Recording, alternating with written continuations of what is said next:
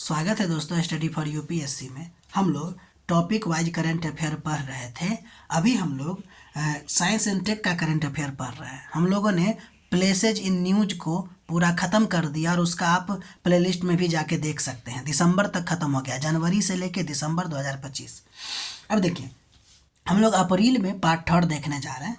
तो इसमें एक टॉपिक जो आपको चर्चा था वो आपको स्क्रैमजेट इंजन के बारे में चर्चा में थी। क्यों? देखिए, डीआरडीओ के अंतर्गत एक प्रयोगशाला है जिसका नाम है रक्षा अनुसंधान और विकास प्रयोगशाला। इसने हैदराबाद में एक स्क्रैमजेट इंजन का 1000 सेकेंड का सफल ग्राउंड टेस्ट किया था। तो स्क्रैमजेट इंजन जो है आपको चर्चा में आ गया।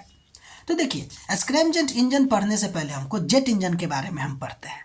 तो अगर पूछेगा कि जेट इंजन जो वो किस टेक्नोलॉजी पे काम करता है, तो एयर ब्रीदिंग टेक्नोलॉजी पे काम करता है। और यह एक प्रकार का एयर ब्रीदिंग इंजन होता है।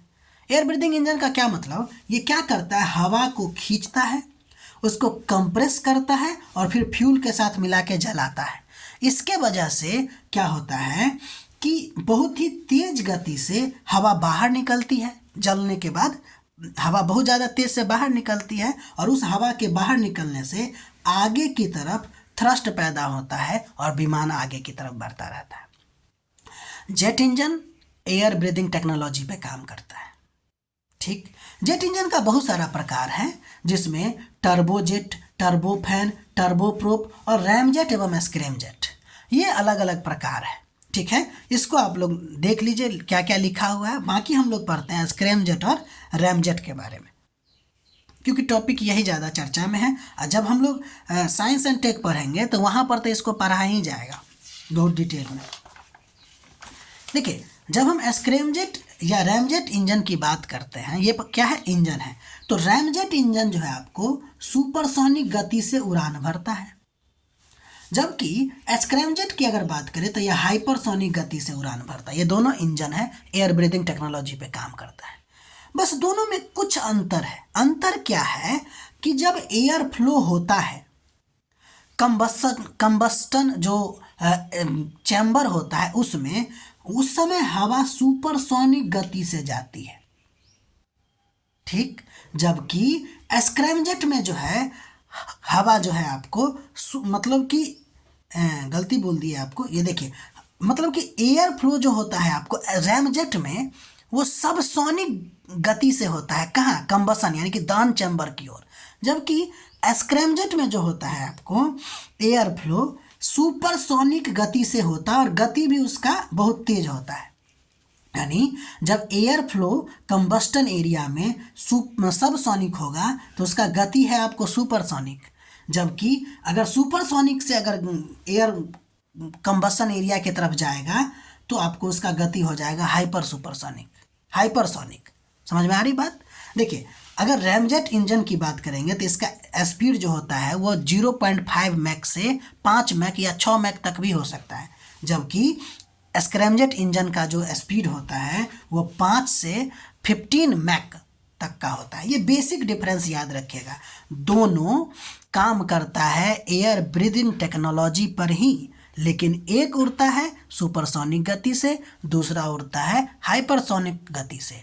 एक में एयर का जो फ्लो होता है कंबस्टन चैम्बर में वो सब सोनिक गति से होता है, जबकि दूसरे में आपको सुपरसोनिक गति से होता है। एक का स्पीड आपको 0.5 मैक से 5 मैक होता है, जबकि दूसरा का 5 मैक से 15 मैक तक का होता है। ये आपका बेसिक डिफरेंस है। अगला नंबर हम लोग टॉपिक देखेंगे, उसका नाम है माइसीटोमा।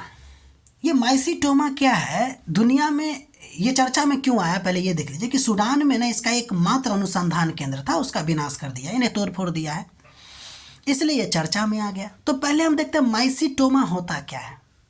देखिए, पहली बात तो ये दीर्घकालीन संक्रमण है, यानी कि रोग है जो त्वचा और कभी कभी हड्डी तक फैल जाता है। यह आमतौर पर ना बिना दर्द वाली, यानी कि दर्द होता ही नहीं, पेनलेस सूजन होता है, इसमें स्वेलिंग आ जाती है, साइनस का निर्माण होता है और ग्रैनुल्स मतलब कि काला काला समझिए कि धब्बा टाइप का निकलता रहता है उससे।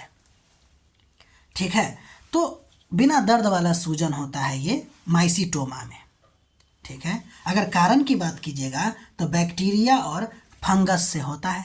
मुख्यतः उष्णकटिबंधीय क्षेत्र में या उपोष्णकटिबंधीय क्षेत्र में पाया जाता है। आमतौर पर ऐसे व्यक्तियों को प्रभावित करता है जो चप्पल जूते नहीं पहनते हैं, जैसे किसान और जूते नहीं पहनने वाले लोगों को प्रभावित करता है। क्या? तो माइसीटोमा।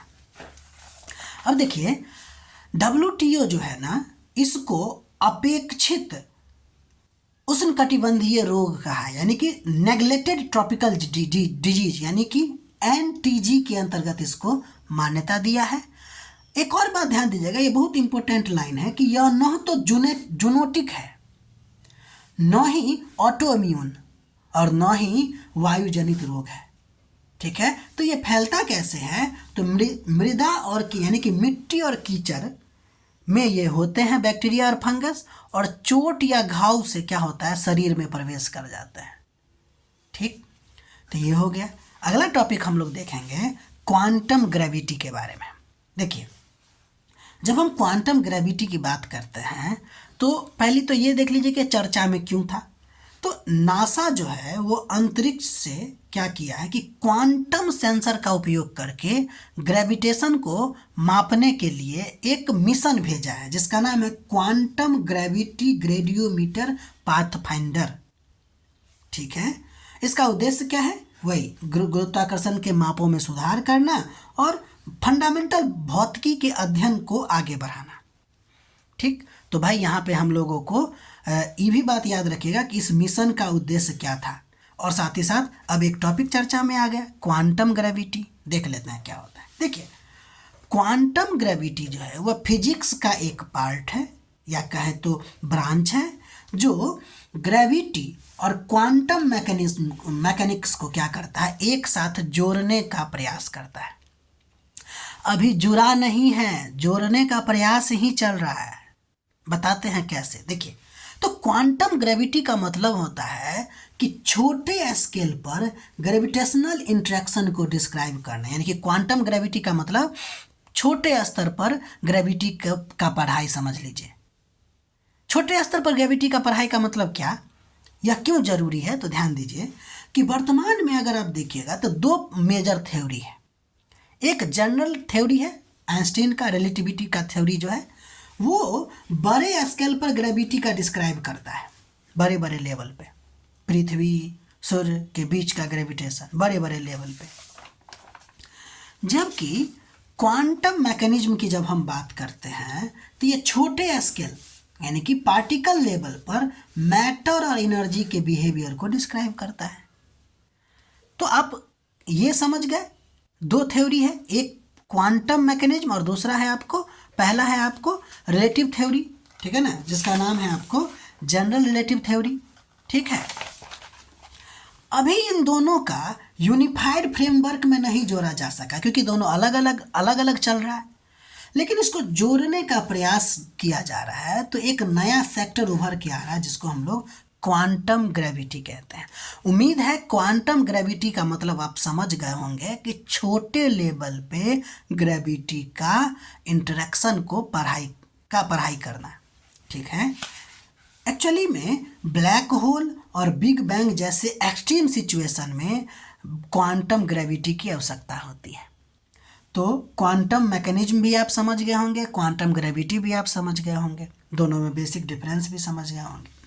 अब एक लास्ट टॉपिक देखते हैं जिसका नाम है कोशिकीय विकास में लिपिड का भूमिका। एक्चुअली में हैदराबाद के शोधकर्ताओं ने एक अध्ययन में लिपिड का महत्व, विकासवादी महत्व पर प्रकाश डाला है कोशिका के विकास में। तो इसके बारे में कुछ बातें ध्यान रखते हैं। देखिए, लिपिड जो है वो कोशिका झिल्ली के निर्माण में योगदान देता है, साथ ही साथ यह ऊर्जा का दीर्घकालिक भंडार के रूप में भी यह काम करता है। लिपिड जो है वो आपको कोशिका झिल्ली के अंदर का जो वातावरण है, जिसको कहते हैं आंतरिक वातावरण, उसको भी संरक्षित करने का काम करता है। बाहर के वातावरण और अंदर के वातावरण को अलग करने का कोशिश करता है। ठीक है, अब इम्पोर्टेंट बात यह है कि लिपिड जो है वो कोशिका के सूक्ष्म भार का लगभग 30% होता है। और ये भी बात ध्यान रखिएगा कि यह सभी जीवों में या कोशिका में समान रूप से वितरित नहीं है। इसकी संरचना अलग अलग होती है। ठीक है, इसीलिए लिपिड एक प्रकार से अगर हम कहें तो सक्रिय प्रतिभागी है कोशिका के विकास में। ठीक है, तो इतना आप लोग नोट बनाइएगा। हम लोगों ने अप्रैल 2025 का पढ़ लिया है। अब हम लोग अप्रैल के बाद मई को पढ़ेंगे और इसी तरह दिसंबर तक कंप्लीट करेंगे। ठीक है, मिलते हैं हम लोग अगले वीडियो में। अगर हमारा प्रयास आपको अच्छा लग रहा है तो लाइक कीजिए, शेयर कीजिए, सब्सक्राइब कीजिए।